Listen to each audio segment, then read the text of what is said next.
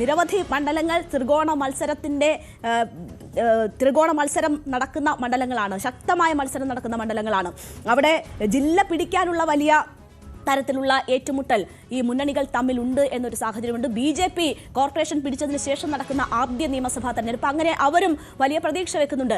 ഈ നഗര ഗ്രാമ വ്യത്യാസമില്ലാതെ തന്നെ വലിയ പോളിംഗ് രേഖപ്പെടുത്തുന്നു എന്ന വിവരങ്ങൾ വരുമ്പോൾ അത് ഈ എങ്ങനെ സ്വാധീനിക്കുമെന്നതാണ് മനസ്സിലാകുന്നത്. SIR-ന് ശേഷമുള്ള വോട്ടെടുപ്പാണ് നടക്കുന്നത്. അങ്ങനെയൊക്കെയുള്ള സാഹചര്യങ്ങൾ കൂടി വരുമ്പോൾ ഈ ആദ്യ മണിക്കൂറുകളിലെ മികച്ച പോളിംഗ് നൽകുന്ന സൂചന എന്താണ്?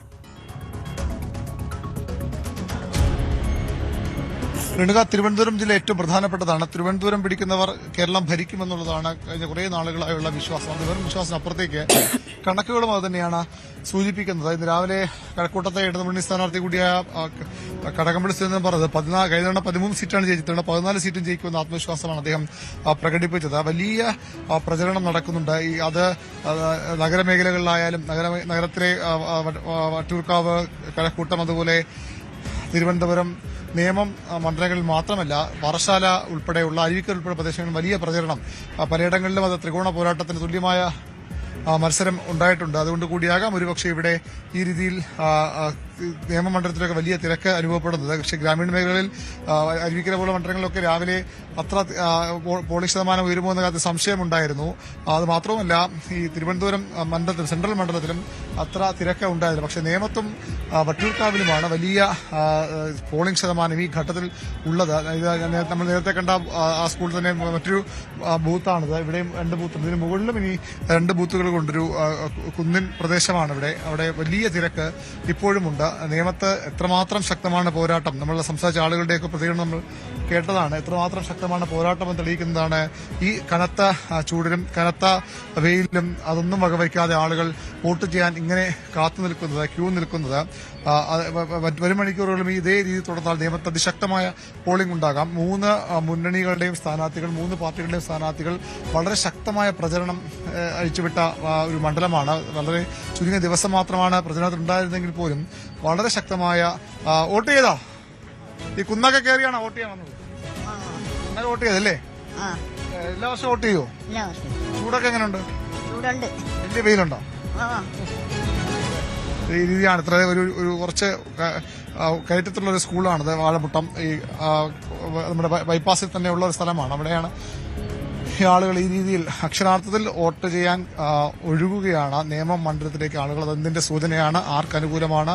അല്ലെങ്കിൽ 3 മുന്നണികളും തങ്ങളുടെ വോട്ടർമാരെ കൃത്യമായി ബൂത്തുകളിലേക്ക് എത്തിക്കാൻ അവർ കഴിയുന്നുണ്ട് എന്നതിന്റെ സൂചനയാണോ എന്ന കാര്യത്തിലൊക്കെ കണക്കുകൾ വോട്ട് എണ്ണിക്കഴിയുമ്പോൾ മാത്രം വ്യക്തത വരും. ഏതായാലും സംസ്ഥാനത്ത് പൊതുവിൽ നമുക്ക് ഈ തിരക്ക് പറയാൻ കഴിയില്ലെങ്കിലും നേമത്തെ ആളുകൾ കൃത്യമായി രാഷ്ട്രീയ ബോധത്തോടുകൂടി കൃത്യമായി തീരുമാനിച്ചുറപ്പിച്ച് വോട്ട് ചെയ്യാൻ ഇറങ്ങുന്നു എന്നാണ് ഇതുവരെയുള്ള കണക്കുകളും ഇതുവരെയുള്ള തിരക്കും നമുക്ക് നൽകുന്ന സൂചനകൾ.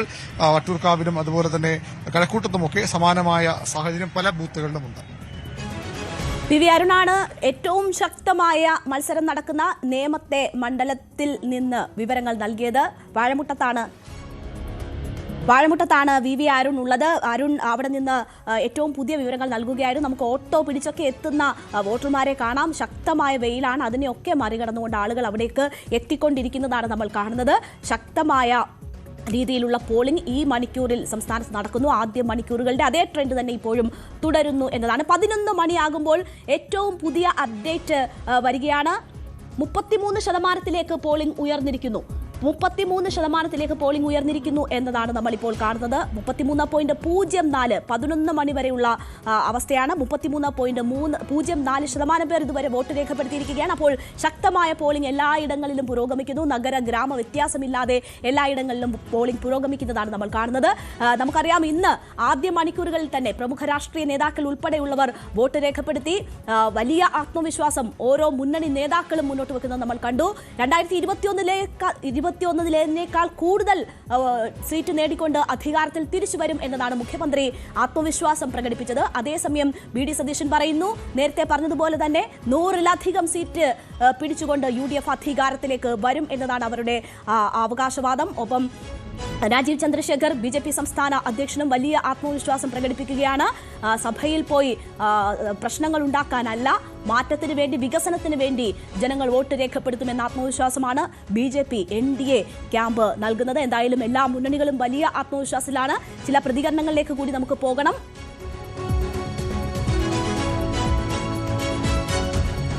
പ്രമുഖരുടെ ചില പ്രതികരണങ്ങൾ കണ്ടതിന് ശേഷം തിരിച്ചെത്താം.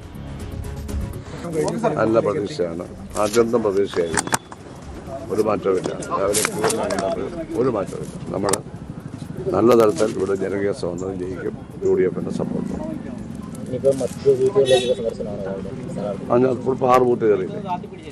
ഇനിയിപ്പോൾ ഞാൻ നവ പേരവിടെ അമ്പലപ്പുഴ ഭാഗത്ത്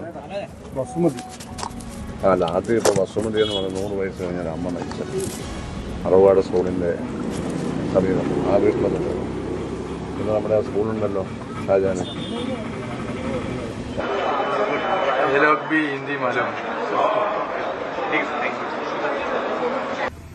എന്തായാലും ജനങ്ങൾ രാവിലെ തന്നെ ജനാധിപത്യ അവകാശം വിനിയോഗിക്കാൻ വേണ്ടി വരുന്നു എന്നുള്ളത് ഏറെ സന്തോഷകരമായ കാര്യമാണ്.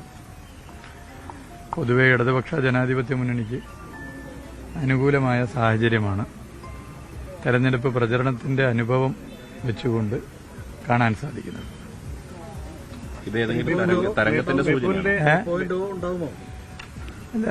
നേരത്തെ പറഞ്ഞാണല്ലോ, LDF സർക്കാർ കേരളത്തിൽ അധികാരത്തിൽ വരണം ജനം ആഗ്രഹിക്കുന്നു. മലയാളിയുടെ പ്രത്യേകത ഓരോ തെരഞ്ഞെടുപ്പിലും വ്യത്യസ്ത രീതിയിൽ ചിന്തിക്കുന്ന